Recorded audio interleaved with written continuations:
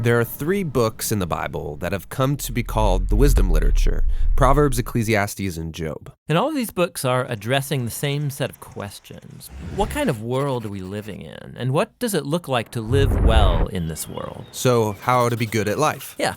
So each of these books tackles these questions from a unique perspective, and it's important to understand all of them to get a fully biblical perspective on the good life. So as a thought experiment, you could actually imagine each of these books as a person.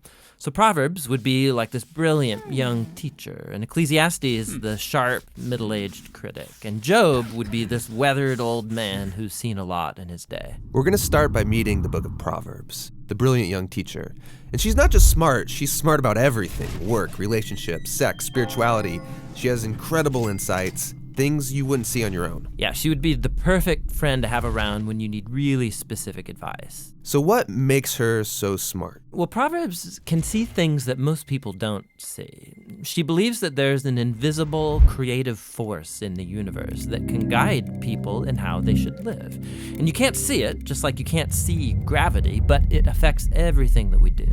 So what's this force? Well, in Hebrew, it's called chokhmah, and it usually gets translated into English as wisdom. It's an attribute of God that God used to create the world. And chokhmah has been woven into the fabric of things and how they work. So wherever people are making good or just or wise decisions, they're tapping into chokhmah. And whenever someone's making a bad decision, they're working against chokhmah. Right, or as it says in Proverbs chapter 1, the waywardness of fools will destroy them, but the one who listens to wisdom lives in security. So it's like a moral law of the universe. Yeah, it's a cause-effect pattern, and no one can escape it.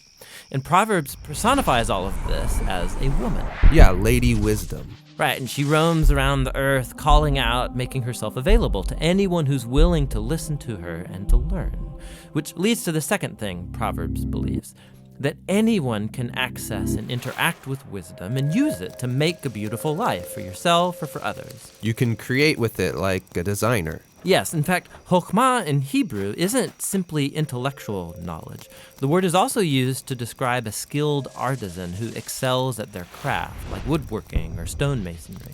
So you show you possess chokhmah when you put it to work and develop the skill of making a good life. Okay, that makes sense. So let's do this. Let's go find some wisdom. But before you do, Proverbs has one more really important thing to consider.